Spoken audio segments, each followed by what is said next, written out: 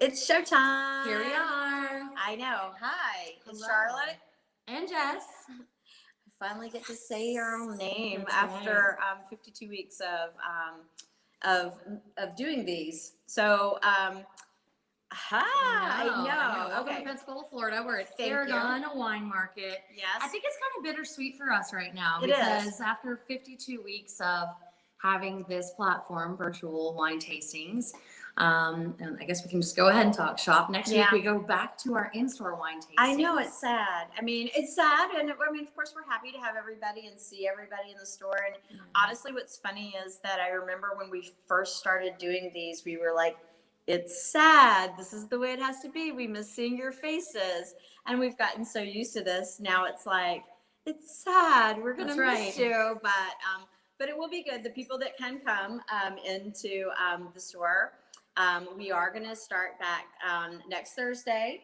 Right. In the courtyard. So we also from 5 to 7 p.m. every Thursday from 5 to 7. That's what we've done forever. Every Thursday from 5 to 7. So plan on coming. We are going to still ask you if you're not tasting or if you're in the store to wear your mask. I think people are getting vaccinated now, and so that's going to help. Yeah. But we are going to keep it outside. We're going to ask people to social distance and still wear your mask. But this is our last one. So in theory, it's our last scheduled one. We were literally just talking about other ways to schedule it. Yes. So we're going to figure out how to continue this component. We are. I think it's so wonderful, and we've talked about this, and our customers have as well. You guys have as well. The opportunity to share the education component in a sense. Maybe you can't watch tonight, but maybe you have friends coming in over the weekend, or maybe you want to cook something and use one of the wines and watch it later. You've got one of these bottles and you don't want to drink it right now, but you're going to drink it later. So I guess, we're toying around with ideas, and maybe you guys can, so this is an interactive thing. So maybe you guys can give us some suggestions as well. So we're toying around with that idea of doing them once a month on a Monday, after work kind of thing. We would still have our wonderful people come join us. Fix is probably not here tonight, but we would have other people. The other thing that we've toyed around was trying to figure out a way to incorporate these into the Thursday night wine tastings. I think that would make be a little more difficult, but it's maybe an option. So you guys let us know what you're thinking.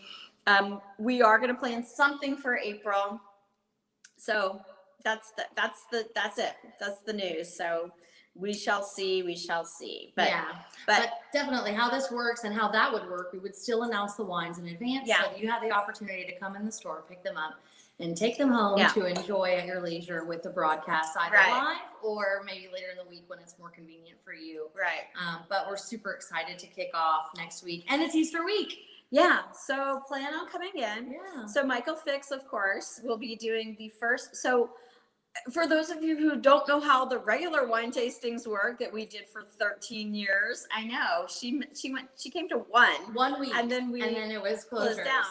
So how the regular wine tastings work in store, and we'll be doing them in the courtyard, but is that we have a rep come in, one of our wine distributors, and we pick 5 or 6 different wines, and you get to sample them all and talk to the rep about different flavor points. So we usually do like 2 or 3 whites, 2 or 3 reds, and maybe a rosé, bubbly sometimes.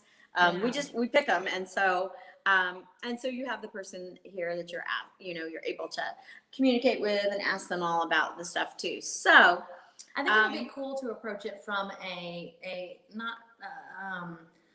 the word that came to mind is superficial. That's not right. That's not what I'm trying to say. What I mean is like approach each wines maybe that you 5 or 6 wines you've never tried before. Yeah.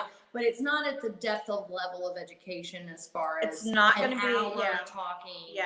About one specific or 2 specific wines. 2 specific wines. It's not. Still, I think what's going to be amazing about it is the opportunity to be exposed to that many more wines. Yeah. In a week that you may not have ever had before. And so people ask me all the time. Oh, for sure. Yeah. People ask me all the time. They're like, how do you learn about wines? And I always say, find your local wine store that's got wine tastings going on. Go to as many wine tastings as you can. Try as many wines as you can.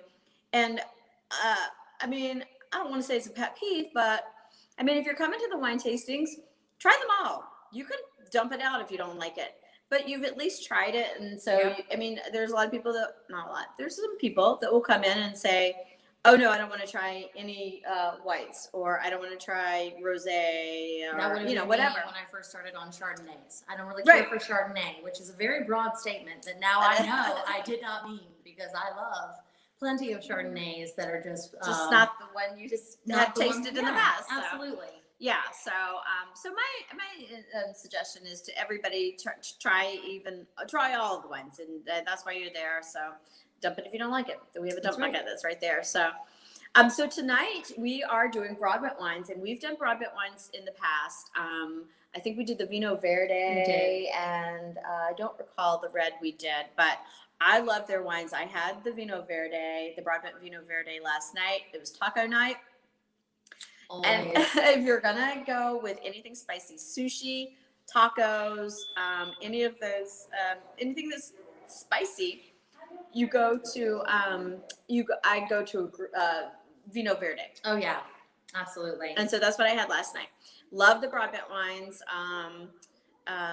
You know, we've got Lisa that's going to be joining us. She'll tell us a little bit more. And actually, let's bring her in. Yeah, definitely.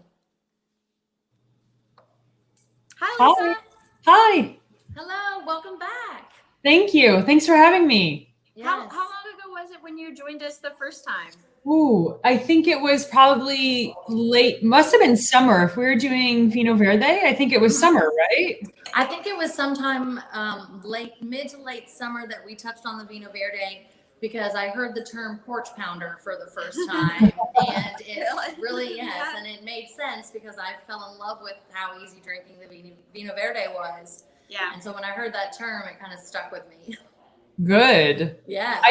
I totally love, Charlotte, your pairings and what you're eating with it. But I also want to mention that it's such a great cocktail base. Oh, that's right. Right? To make a little bit mixed with some gin, vodka, a little bit of basil, or Thank you for reminding us, because that jars my memory, because I believe last time we did use the Vino Verde and maybe something else. We made some cocktails, I believe, last time.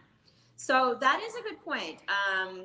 Coming into the summer months again, I mean, for you guys, it's always summer, but coming into the summer months again, you know, don't be afraid to experiment with either, you know, fruit or mixers over ice, of course. But then if you want to pump up the alcohol a little bit, because the white is only 9%, right, and the rosé is only 10.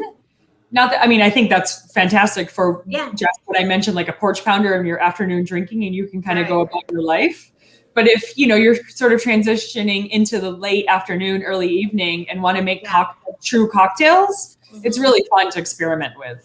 So, and do I recall, do you have some of those cocktail recipes on the website? We do, and I'd be happy to share it with you. I obviously have your email, so I'd be happy to send you some cocktails recipes over that you can easily share instead of sending people to our website, that you can send it out if you wanted to. Yeah, that would be great. Definitely. That would be great. Yeah. Yeah, because I remember that now, that we were making cocktails, which was, it was lots of fun too, because I mean, you know, everybody loves their wine, but it's also fun sometimes to do something different and absolutely add a little oomph into your right. I also think it just takes sort of not that Vino Verde is intimidating anyway, but anytime there's a chance to take intimidation out of wine, drinking, conversation, things that you feel like you have to be knowledgeable about, take it down 17 notches and everybody has a better time. Yeah, exactly. Absolutely. Exactly. So, so Broadbent, just tell us generally about Broadbent, because, you know, they have the Vino Verde, they have the Grüner, they have the Douro Red, they have different. So how do they go about finding these wines and bringing them to us? Sure. I'll try to keep this succinct because it's not easy to do. So the company was founded in 1996 by Bartholomew Broadbent. I live in Richmond, Virginia, and the wall that you see behind, obviously I'm in my kitchen, and the wall you see behind me, actually, I share a wall with our office. Oh, okay. So the address next door is 17, I'm at 15. So that's kind of how closely I operate with Bartholomew and the company. And I think we talked about this before too. So the company started in 1996, and our Vino Verde didn't come about until the early 2000s. At the time that the company started, we were importing just port and some German wine. And the people at that time who were making I should stop. The winery that we were importing for port is still called Ferrera. We are no longer importing them, but we are still very good friends, which I think is important to always mention in the wine world, that these are relationships of people and families and all of that good stuff. So I say this in a very long way, which I'm not succinct, is because the family who owns that port house that we were importing are still the ones to make our Vino Verde for us. So even though we no longer import their label, they make wine for us under our label. Gotcha. Wow. And I think that that's just unique in any sort of business. Sure. Right? Yeah. So that's how our labels came to be. Our foundation, and I think what people might associate us with, is the country of Portugal, and then Madeira as well, right? The island of Madeira. Right. So our Vino Verde is made for us by the Geddes family in Portugal. And they also, you mentioned our Douro wines, or the Dow White that we now have. So anything from Portugal that has a Broadbent label on it is made for us by the Geddes family. Okay, gotcha. And then our Broadbent Grüner Veltliner, which we're tasting tonight, obviously, is made for us by Marcus Huber, who the Huber family and the Broadbent family have been friends prior to us importing Huber wines. Yeah. So it's also a relationship and a family, just a family atmosphere. And I think the Huber wines are very well known. I mean, they're wonderful, and we haven't tried those this year on the virtual wine tastings, but that would be definitely one I would suggest people to go out and look for, because those are very well known and very delicious as well. So yeah, good. Thank you. Yeah. Well, I'm excited to go from Portugal to Austria with the Grüner.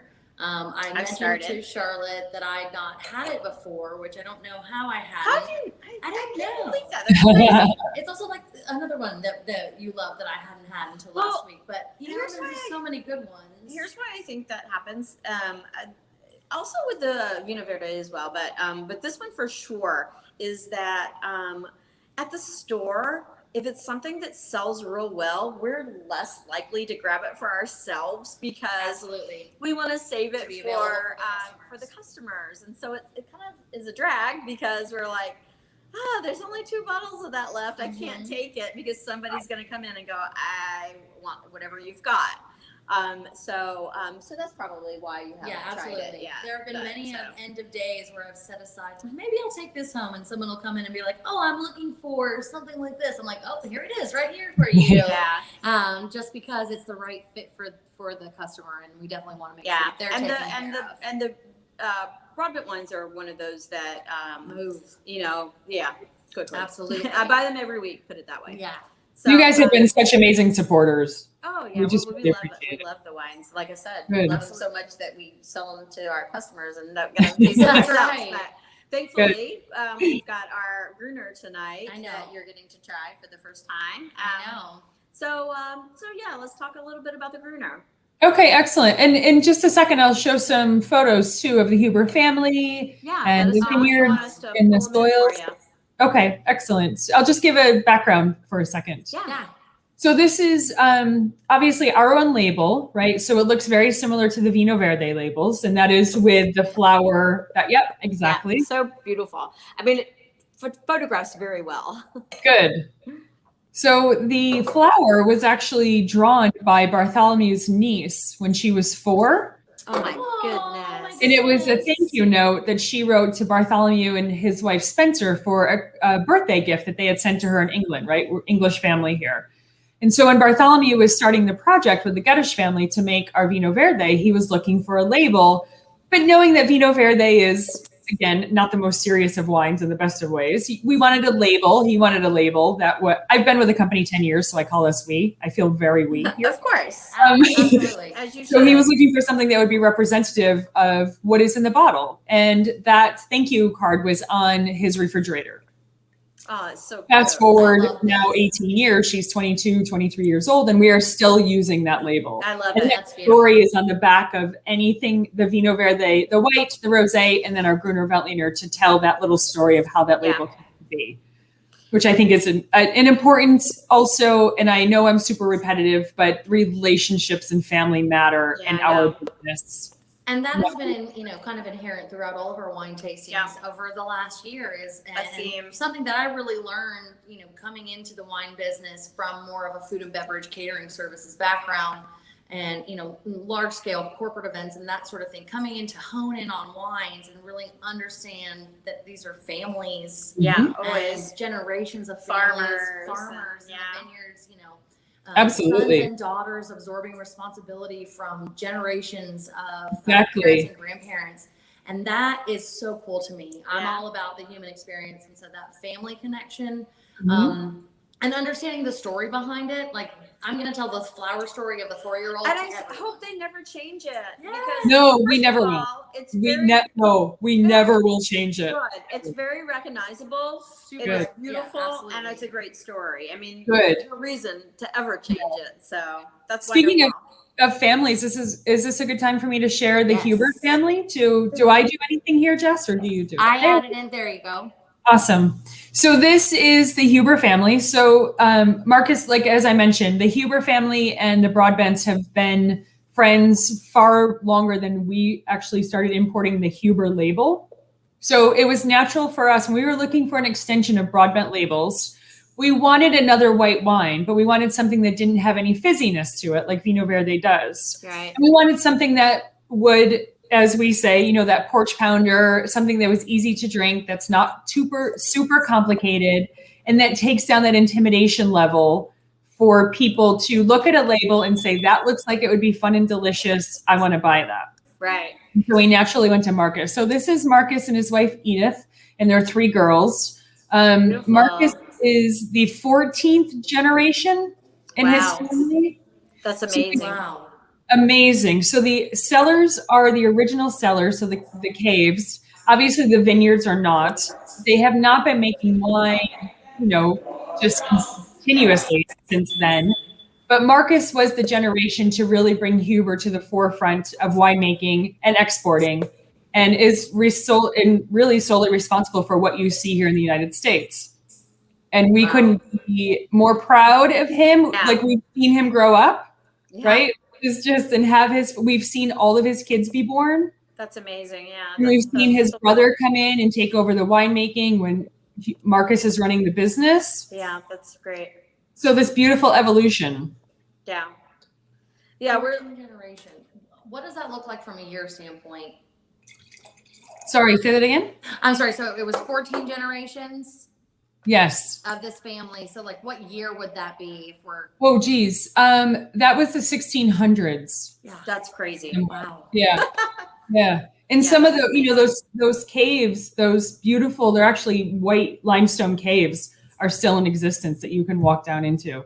And so he does these wines for you guys, but they do their own label as well.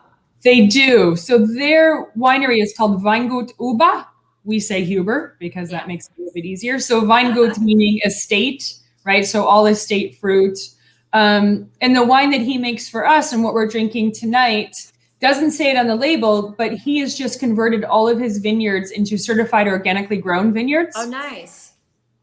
And so the next vintage of our label will say certified organically grown grapes. Amazing. I'm so glad that you're going to put that on there. I know it's a pain because a lot of wineries follow the same practices, but don't want to go through the steps and It's troubles. expensive. It is Right. expensive to put it on their label, but it makes it easier, frankly, makes it easier for me because natural wines are having such a big trend right now. And we have a natural wine section and, or people come in looking for organic. And I'm like, we have a ton of organic wines, but I don't know what they are. I'd have to Google every wine to let you know exactly which one it is. So that's going to be a great coup And there right are there. people that are not comfortable with, even though we say there are other wines on the shelves that perhaps do follow that same protocol, they're not comfortable unless it does have that certification or, Right. statement on the bottle Yeah. from the producer. They go right to that, Exactly. natural wine section and only want something that's there. Right. So when you try to go outside of that zone, sometimes they're concerned. Hi, Right. Carol. Thank you so much for joining us. Yeah, we've got a couple of people watching. Wow, Hi. from Georgia. Oh, Oh, my nice. gosh. And Marietta. So hello, fam. Wait, I don't think that's the Georgia you're from. Oh. It looks like it might be from Georgia, the country. Is that Wow. correct? Wow, Hopefully. that's amazing. Well, hi guys. Thank you guys for joining us.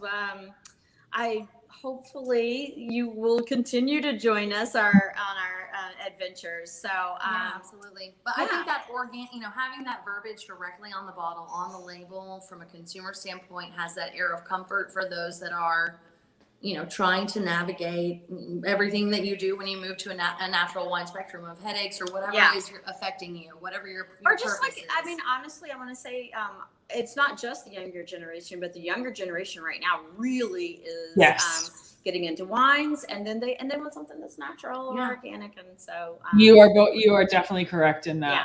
Absolutely. Yeah. Well, good. Well, so the Gruner, give us a little tasting notes on that. Absolutely. So Grüner Veltliner is the grape that is indigenous to Austria. Exactly. Yeah. Mhm. So we're coming upon spring season, right? Food, Yes. veggie season, which is asparagus and fiddlehead ferns and morel mushrooms. Right. Did I say asparagus? And artichokes. I think I said asparagus twice. All the things that I kind of love about spring veggies. Yeah. This But hard to pair with wine. hard to pair with wine. Absolutely. There is an interaction among those things that I just mentioned, including shrimp is not easy. If you're just eating like poached shrimp without, if they're not peel and eats or if there's not a lot of sauce on them, that Yeah. can also make wine taste a little bit metallic. Like a very similar interaction that asparagus and artichokes do have. And Grüner Veltliner over the decades has proven to be like the grape that pairs well with those like beautiful spring veggies. Yeah, that's awesome. And that's I'm a a big food and wine pairer, so I love that call on that one. yeah, like that simple roast dish of like roasted asparagus, a little bit of lemon, perhaps some Parmesan, or even like an egg or two over, I'm right? hungry 'Cause that's now. how they, Mhm. it just pairs so well with something so simple like that. And just We have- artichokes and butter. Absolutely. When I started thinking about that, just what came into my mind is we have a very popular dish in our area, grouper piccata. Or just like much like a chicken piccata, obviously, but it's the fish in lieu of the chicken, and that butter lemon kind of And capers. absolutely. Yeah, and which capers. capers are also another thing that are strong and maybe Yes. not so easy to pair with. So I think that would be a really good pairing right there. Yeah, absolutely. Absolutely. And also just, I think what we think of as Austria and schnitzel, just a very basic schnitzel. Oh, It certainly doesn't have to, I know veal is probably a little bit contentious sometimes, but just, a Not pork in or a chicken Pensacola. schnitzel, just with a little bit of lemon and capers on that Yeah. and a Grüner Veltliner, it's just delicious. A little something that salty. sounds good. Yeah. So Grüner Veltliner, I'm talking about food, but I didn't really talk about like the tasting notes or the variety. Yeah, clearly we're Oh. hungry, so we kind of migrated straight to I'm with you. the conversation straight to food. I think people, if you're not familiar with the grape, most people want to ask, the question always is, what does it taste like? Does Yeah. it taste, or does it taste like this, fill in the blank? And that might Yes. be Sauvignon Blanc or Pinot Grigio or Chardonnay. Right. And the answer is none of those. Right. Right. So it is a little bit difficult to It's hard to explain. explain. Yeah. It is, but there are some, it doesn't really kind of matter where Grüner Veltliner is growing in the country. And of course, you're going to have terroir and climatic differences where you're being grown, and soil, of course, which is not the same everywhere. But the sort of underlying, I think, tasting notes or kind of adjectives are a little bit of white pepper. You're always going to have like this slight spicy note to it, but not black pepper like Syrah or Shiraz, but white pepper on the finish. And then a fruit that is a little bit like perhaps quince or pear but a little underripe of both of those, Yeah. right? Nothing's overt. Nothing is like super ripe apple. Like when you're tasting some Chardonnays and you're like, oh, they taste like a ripe red apple, right? That's not, so it's a very sort of subtle fruit. It's more textured of a wine. I think the focus is more of a texture. Yeah, me too. But a bit underripe fruit. Yeah, for me, I mean, I always describe it's got, somewhat of a mineral characteristic to it. Because, I mean, like, and people don't really understand that either. So it's kind of hard for them. Like, can we show that minerally thing to it? And, so. Yeah, can we show that rock photo that I think might help? Oh, yes, absolutely. Sorry, I didn't mean to interrupt you, Charlotte. I was No, that's good. Let's go to that. So, I think that's the next one. We're on the family. Why is that not happening? I don't know. Technology. Well, there you go. I'll pull it back out a second and see if you can. Yep, see if you can. We see Jerome is saying that shrimp and sherry are great. That does sound like a good pairing. Does sound good. And then Terry is enjoying the food pairing suggestions. Thanks, Terry. And we're so happy that we got to meet you today. Thanks so much Well, for coming I've in. met Terry before. I had not. You got to I'm meet glad I Terry. got to meet her. And we appreciate the support. Oh, She had I mentioned. think you got. Here we go. Yes, How about that? Can you see that? Go Yes. one back. One. I think it's one back. Yep. Yes. There you go. There we go. So that's the rock that this comes from. So this is yes. So where Weingut Über is located is on the southern bank of the Danube, right? So the Danube kind of cuts that northern sort of middle part of the country, and on the southern bank of the Danube is predominantly limestone soils.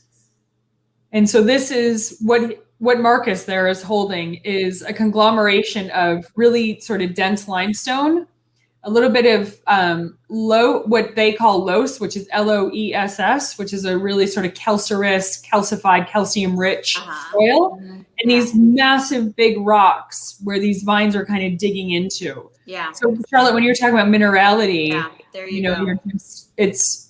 There certainly is soil and there's a little bit of clay, but your roots are digging through these massive rocks. And that's the taste that you're getting. Right. So, I mean, it's so interesting to me because a lot of times, I mean, when, people talk about terroir and that sort of things, we don't realize exactly how a rock growing in the ground influences the wine, I mean, and that's exactly what we're tasting. Absolutely. Yeah, which really makes you keep coming back for that minerality, that acid is what just keeps you coming back for more. I also love that this bottle is a liter. It's an amazing value for being a liter bottle because it is. We wanted it in a liter. Yeah. Why? Again, I keep talking about like this. We just sort of we want wine to be fun. And I don't think there's much more fun. You're sitting out on the porch and you have some ice cubes on the side as well. Don't be afraid to put ice cubes in this or keep it chilled. Not just in a bucket, but if you want to put ice in your glass, I'm all for it all the time. But to have a liter bottle to share with some friends and just kind of. I'm so glad that you said, I agreed with the liter bottle. There's lots of fun, but I'm glad you said that about the ice because I've been in business for, I don't know, like 15 years now. And you've been in the business and I will add ice to my wine, especially on Sunday fun days. You got some ice in your glass right now? I did. I had an ice cube that's now melted, but I definitely had ice in my glass. I was going to say Terry came in and got her liter and it wasn't completely cold. So Terry, I would suggest just throw some ice in there. I do on Sunday fun days. I'll do me a little mimosa on ice. I don't have a real problem with that. I know it, and people would always laugh about. Yeah, of course. But guess what? People in the business do it, so don't feel bad about. I think my exposure to the demi-sec that we did for one of the virtual tastings really enlightened me that this isn't something that's a faux pas. It's something that is often encouraged. Much like you're saying, cool it down a little bit, chill it out, cut it, the ice obviously melting down, cuts it down a little bit, that acidity down a little bit. Yeah, But if there's you're some enjoying it for a long period of time. Some bubblies are made to be drank over ice. So Right. I don't think. I'm glad you brought that up. 'Cause that's, I think it's important. Yeah. Yeah, it's a little, I mean, I don't want to sound like it's a soapbox, which I don't think is necessarily a negative thing, but I just think it's important that there doesn't have to be rules when it comes to wines, particularly like this. They're just meant for enjoyment and conversation and food and I'm not going to pour my, expensive bottle of red over ice and mix it with Sprite or something, but hey, if you want to do that, I'm no judgment. We just got an here. actually across the room, so it might actually be an option. Yeah, definitely. I love that we gave each other a pep talk that we weren't not going to finish the liter bottle. I know, because we were like, since it's well, more it's a wine full- just for the two of us. We definitely gave ourselves the pep talk before you said that. And Fix isn't here either, so That's right. it's just the two of us drinking the liters. So. But it's also pretty low alcohol. So I think you're really safe there, even on a liter, right? That's true. You're not at 14.5%, 15% wine.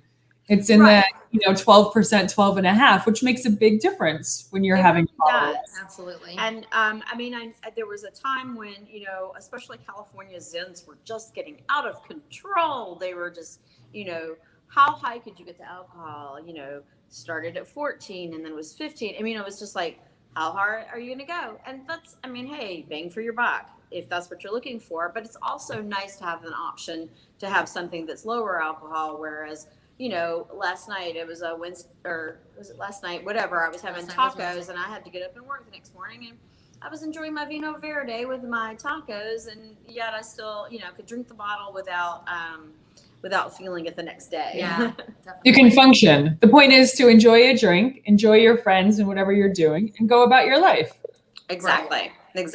So, well, good. Well, how about if we finished? Is there anything more you want to say about the Grüner?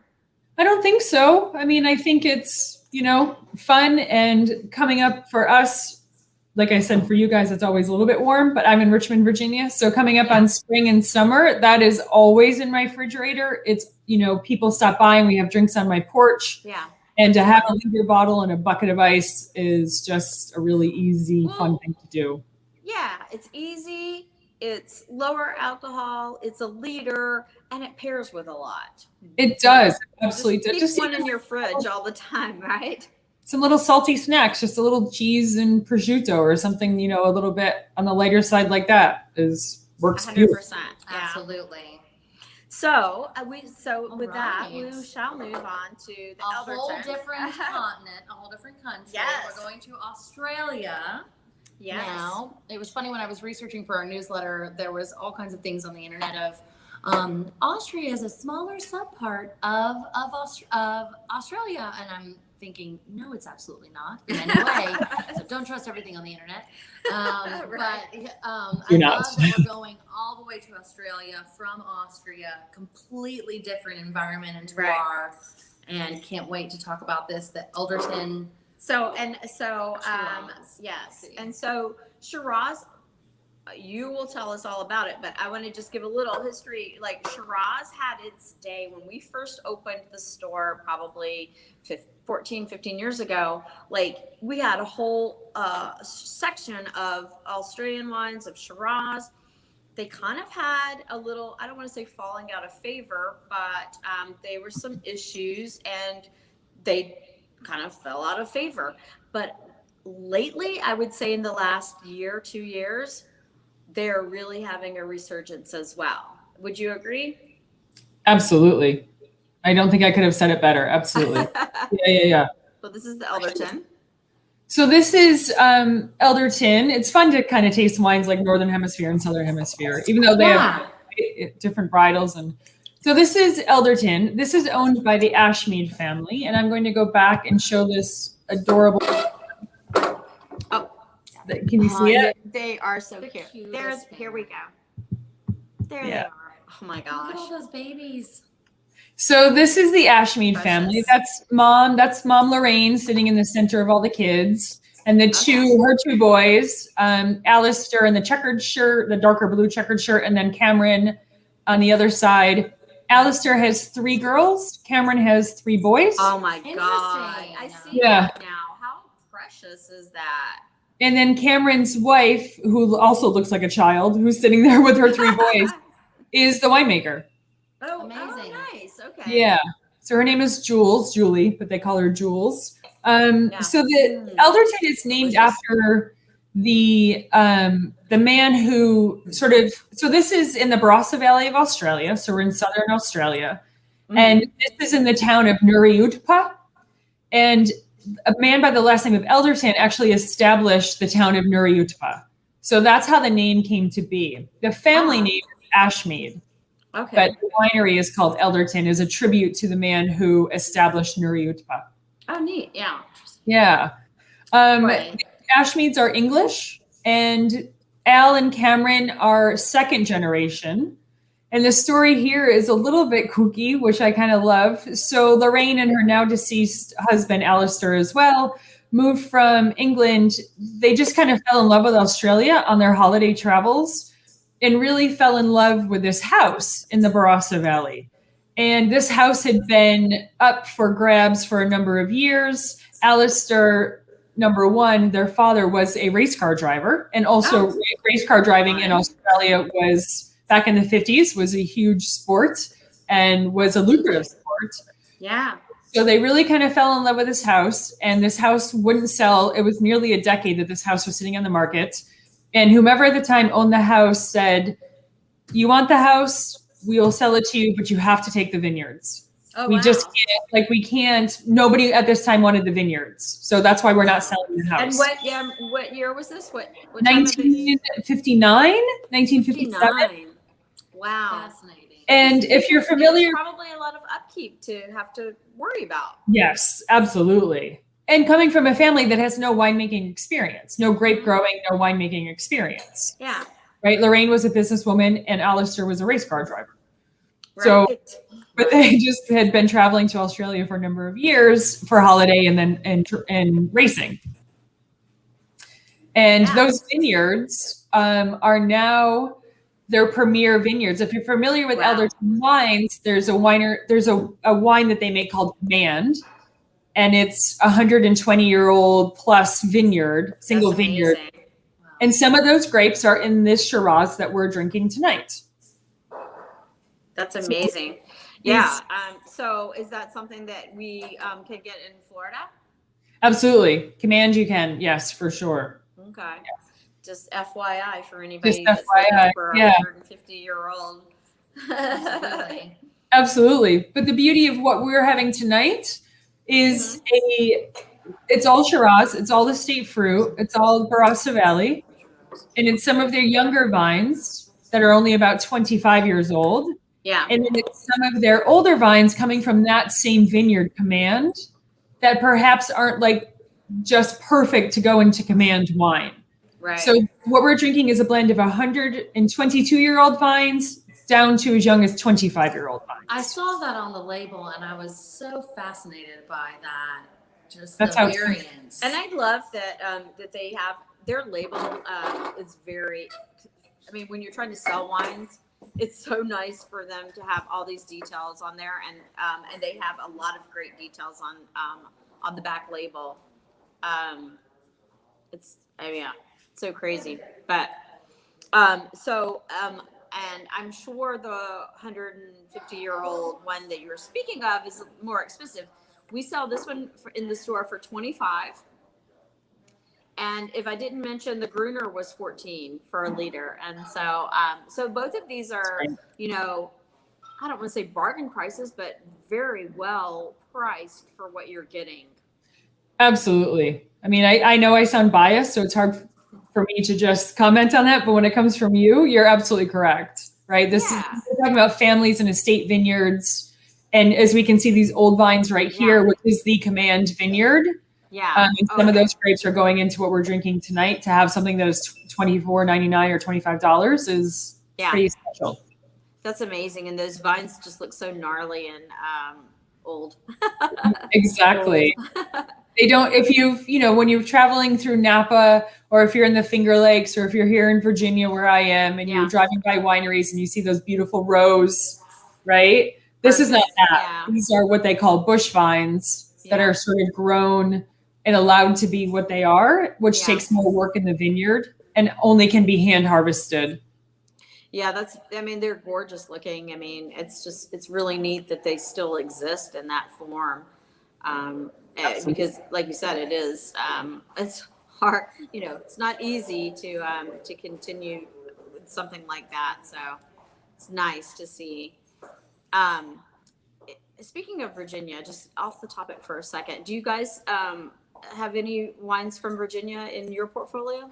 We do. We give national representation to Barboursville Vineyards. Okay. Yes, I have some Barboursville in store. Excellent. Thank you. Those are nice. Yeah. Virginia is a great, this is a sidebar, and we'll get back to Elderton. Sidebar. Virginia wines, I think, are really underrated. I like them a lot. They make great Viogniers, Cap Francs, and a bunch of different ones. And the Barboursville ones we do carry in the store. I think we've got a Vermentino or even in the store. It's just interesting and different. And so if you've never tried a Virginia wine, come in and try those as well. So absolutely. Back to Elderton. That's a wonderful sidebar, and thank you, because we are always talking about Virginia. And well, I do want to come up there and do like a little Virginia wine tour, because I've not done the wineries in that area, and I really, really want to do that. It's beautiful and stunning and all of those great things that you would think of. But if you come up, you have to let me know so that I can set you up properly. Well, I want to interrupt you because I'm so excited that we finally have a question that I'm going to put up here from Jerome. Thank you so much. Is there a huge backlog of wine exports in Australia due to the pandemic? Here in South Africa, it got very hard. Oh yeah, South Africa, because they made it you couldn't sell wine at all in South Africa for a bit. There's no drinking. There was no alcohol sales in South Africa for a while during the pandemic. So so his question is there a huge backlog of wine exported in Australia due to the pandemic? That's a great question. And the most of what we import actually is from South Africa. So we have 14 wineries that we import from South Africa. So there is nothing going on. You guys import the Badenhorst. We do. Okay, yeah. We do. So yes, thankfully, there were 3 times that the country of South Africa was locked down and not able to sell a bottle of alcohol at all. That did not happen. Prepare. Yes, exactly. Absolutely. Because the 2 South African Chenin Blancs that we have from you are 2 of our top sellers, the Secateurs and the Curator. Oh, great. Yes. Absolutely. Heavy hitters. Good. We love them. Our customers love them. And that's interesting. But, So the quick answer to Jerome's question is no, because they didn't have the same sort of lockdowns. I actually just talked on the phone last night to Cameron Ashmead, the Boulder brother, and their business is booming in the country of Australia. Their exports have slowed, but not nearly what you have seen in South Africa, because they didn't have the same restrictions. Yeah. And we actually have had one of our best years with Australian wine over the pandemic year. We import 3 different wineries from Australia, and that category for us was one of our biggest growth categories. Wow. Yeah. Jinx. Yeah, absolutely. That's fascinating. I think it's interesting to, country to country. I know we've experienced, we had a lag in Sancerre. We couldn't get any Sancerre for weeks. Yeah, we had some tariff issues as well. So it's just been a fascinating quite a year in the wine business, because you just so many different variables. There was a lot. Why? Well, now you're having Suez Canal issues, which are going to backlog a lot of exports. What is that? I'm sorry. Have you read or seen the container vessel that's stuck in the Suez Canal? No. Oh, okay. We won't talk. Look it up. It is going to affect. Front is yelling yes. He's apparently heard about it. So yes. So that is going to cause a lot of issues for us or for the West Coast. All of the above. Oh, okay. Is it? Josh just said something, and all I heard was Skanska, which everyone locally will get and understand. Oh, so just go to the New York Times and read this article, and then look at what looks like a little Lego-sized backhoe that's trying to push the vessel out, but it's not working so far. Not to be a downer, we have plenty of wine here in the United States from everywhere around. Plenty of wine, but gosh, that doesn't. Don't even tell me. I already have issues with between the tariffs and the pandemic, and we'll be all fine. But this is the fascinating part about the wine business, right? Like, it's just so logistical based as well. It didn't seem like it was until the last year. Everything was flowing, no problem, and then you realize it's a global issue. Absolutely. And so so it's to hear some of our reps and distributors, and to hear Michael. Carol Morris. I'm gonna put this up because this is thank you. The Suez Canal is a problem for all the world. Skanska should go and knock it loose. So Skanska is the barge that has knocked out our bridge here locally. So none of the people from across the way can get into Pensacola. They're having to go all the way around. And it's been a huge, huge issue here locally. We're certainly trying to make a joke of it. It's certainly not a joke for all of those that have to navigate it in our community. Not at all. We hate that we're missing some of our Gulf Breeze and Pensacola Beach family because they, you guys are diverted and don't come into the store because your path has changed. It's taken a 15-minute drive and now made it an hour and a half plus. Yeah. So Wow. we certainly, So Suez Canal, we feel you, but I'm definitely going to check that out because I had no idea that was going on. It's fascinating. Yeah. But so let's go back to the Elderton. So I'm just going to give a little hint into what I've got going on. I'm going to tell you, I'm drinking the 2016, and I know everybody. We sold the 2017. And I'm not sure what you're drinking, Lisa, but 2016 is drinking really nice, and I'm sure the 2017 is very delicious as well. But tell me about the age-worthy characteristics on this, because I feel like it could age, quite some time. Not quite some time, but that's a really great question. In all honesty, I was still just drinking the Grüner Veltliner because it's like the first really warm. It's the first really warm day here, and it's humid, and it feels it's a liter. Yeah. That's a great point in all of the Elderton wines, but certainly, obviously tonight we're tasting the Barossa Shiraz. The ageability on these wines is 15, 20, 25 years. I know that's a massive range between 15 and 25, but this is where wine drinking becomes a very subjective matter, right? It's not because you read, this you should drink in the year 2042 or whatever. It's a very subjective, and I love to talk about wine in a subjective matter because it's what tastes good to you. It's not what's supposed to taste good. It's not how it's supposed to age or what you're supposed to be getting out of it. It is what is satisfying to you. And so that is my exact theme in my store as well.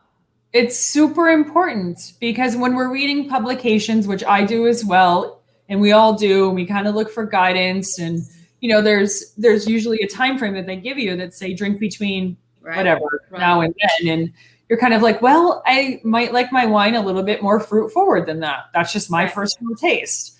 Someone like the owner of our company, Bartholomew Broadbent, will drink wine that's 400 years old and think it's the freshest thing he's ever had, and we're like, we can't drink this. That's awesome. I love that.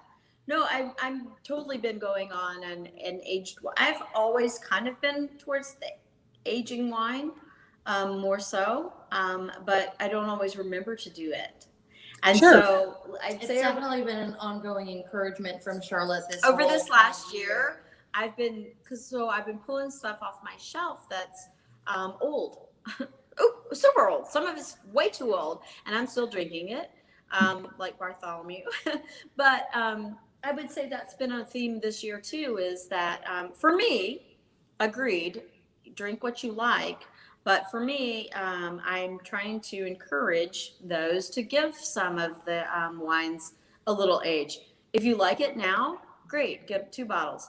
Drink the one that you like now, and get a case, and drink 6 bottles now. Put 6 bottles away to drink every so often, every few years, and you pull it out and see how you like it. I think that's super important, and I say the same thing, especially when we were out working and doing in-store tastings and had a bit, face-to-face dialogue, which we all missed. Yeah. And that is, if people found a wine that they fell in love with and started to have this conversation, buy 6 or 12.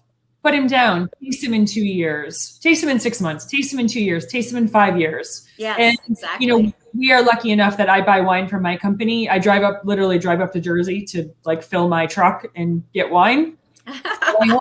and I hold on to things and vintages because I'm just, we're interested in the evolution. But I do think that there is a sweet spot for people who like their wines a little bit younger and fruitier, sure, as opposed to, I think there's less people that like them super old. There is a sweet spot, and most wines in that very general, I'm just talking very generally here, from 4 to 7 to let's say 11 years, where those wines are really just coming into their own. Yeah. And I think that's a really nice thing to be able to experience. Well, and so one of the things that I always say that I like about wine in general is that it is a living thing. It's alive, and it's young, and at some point it peaks, whatever that means to you. Mm-hmm. And you enjoy it at its peak, and then it starts to decline. Not to say that it's still not delicious and it's declining, and then it dies. Yep. Just like a human being. And so, that's to me just so fascinating that, we're able to experience that through wine like we experience it in ourselves. Absolutely. And I think with this wine, we have it priced at $25 in the store. At that price point, to be able to take one home or 2 home or a case home for now. Oh yeah, for sure. And, put either a bottle away for later or several bottles. Well, it's a really solid price point for something that in 15 to 20 years will not be valued at $25. And that's kind of my point. That's so cool. What's so cool is that get a case. Nobody's going to have this wine in 10 years from now, and you pull it out and it's a novelty. They probably won't have it in 5, but probably not. You are correct. This is a wine that the winery doesn't keep. They keep a limited amount for themselves, obviously, because they are, they're students of their own wine and students of their own winemaking. And in regards to us being their national importer, this wine, the Barossa Shiraz, is not something that we keep back vintages of. Right. We sell it because there's a demand to sell it, and because your customers need it, so you don't get to enjoy it. Just like us. It's an ongoing thing. Just like us. Yes, we may get when Charlotte's saying she's drinking the 16, so we may get a little bit of 15, 16, 17 backed up in our warehouse, but then it's us as the employees. There's only 19 of us buying those older vintages because we're interested in seeing what those taste like. Yeah. We buy a lot. We buy a lot of wine. Yeah, I love that. Yeah, and like I said, get it, save it. It's going to be a novelty at some point, and it's going to be something It doesn't matter that you spent $25 for it. In 5 years, 10 years, whatever, it's going to be worth so much more to you because you saved it, and nobody can get it. So I think wine is, it's memories, it's moments in time. Yeah. Absolutely, the human experience. That's exactly right. Totally. Definitely. Yeah. So let's talk a little bit about pairing of this, because we all love to talk about food on this show. And we're running short on time, so let's do it quick. So do you want my top? You want my number one? You're the expert. A blue cheeseburger from the grill. Oh my gosh. Yes. I love that. My mouth is watered. Yeah. A little bit, right? Char, smoke, with the blue cheese. Yes, that's perfect. Exactly. Absolutely. That's perfect. One of our steakhouses here, McGuire's, does this blue cheese tomato melt on top of their beautiful, juicy steaks and ribeyes. Yes. And it's definitely something that would pair beautifully. Oh yeah, with for sure. Beautiful beef. It's what's for dinner. Yeah. I absolutely. It's not going to be it's not a porch pounder. It's not something that's no. with asparagus. It's definitely a meat lovers I don't want to say meat lovers, portobello mushroom lovers, Absolutely. or something like Mhm. that. You could definitely do, but Some it's going to be smokier rich, cheeses. something rich and hearty, kind Absolutely. of. And it's delicious. Now I'm hungry. I've been hungry since we started chatting about food at the beginning with the Grüner, but yes, absolutely. This one to me is worth pairing with a number of things that are kind of right in our spectrum. I don't know if I would go as far as barbecue because I feel like that sweetness of the sauce, but it could cross into that spectrum. It could, But definitely like Wouldn't a be my juicy go-to, but- ribeye. Yeah. Yeah. Oh my goodness gracious. Yes. Yeah. Good. Well, Lisa, thank you so much. Thank you. Thanks for having me I back. can't believe you're going to be our last wine tasting or a virtual wine tasting. I know, that's exciting. I didn't know this. You're the grand finale. I didn't know this before you brought me on, so thank goodness you didn't tell me because I'd be more nervous than I was at the beginning. Oh my So God. thank you. And I'm looking forward to seeing you both in person and your customers when I can come down and do something in your store. I would love to. Let's do it. Yeah. Okay. Let's plan it. I would say sometime in this year. Let's Yes. you come down. We Absolutely. can also plan a once a month virtual wine tasting. Maybe one, maybe another month. We just do on a Monday night. Okay. This rosé you keep speaking of. That sounds great. Yes. I would love that. I'll hang out on my back picnic table and we can all be outside together. That sounds good too. Love it. So, Okay. well, Good. we'll figure it out. And thank you so much for joining us. And Thanks for having me. And I may come see you because I want to come up to I was just gonna say we can't come at the same time. Virginia. We can't, Yes. but Virginia sounds amazing. Please let me know. I will make sure Barboursville is on your itinerary and we'll do it Agreed. properly. Yeah. Absolutely. That sounds wonderful. Thanks so much, both of you. Thank you. Thanks, everyone. Take care. Bye. Oh my goodness, so good. I know, it's so sad. Oh my God, it's kind of sad though, you guys, because it's getting to be the end of the night. I know. The end of the. We're gonna schedule more virtual wine tastings. We're in the gonna have future. to. It's coming. We're gonna make it We're gonna happen. have to. Jerome, thank you. Good chat. Good chat. We appreciate Thanks. your support. Yes, we do. Carol, Terry, everyone that tuned in today. Yeah. Georgie, even though you're not from Georgia in We the might US, be. We're you not might be. sure, but Definitely, we're happy that you joined us today. yeah, thank you guys. Absolutely. And thank you guys all for tuning in over the last 52 weeks. Crazy. Oh, I know. That's right. 52 weeks of these. And so, Just we a hope- reminder. I'm sorry to cut you off. No, you Go. say. Okay, I was just gonna say as a reminder, next week, Aragon Wine Market, downtown Pensacola, 5 to 7 p.m. on Thursday. Yes. We'll have our wine tasting in the courtyard, and we are so excited to have you join Every us. Thursday from 5 to And then 7. from there We on hope out. to see you there. If you're not available to come, if you're in Georgia or some of the other places that we might have seen, then keep an eye out on Facebook or Instagram, and we'll let you know when we're doing the shows, and we'll plan our next virtual wine tasting. We definitely will. Yep. Absolutely. Thanks for tuning in, All right, and we thank will you see guys. you guys next week in the store.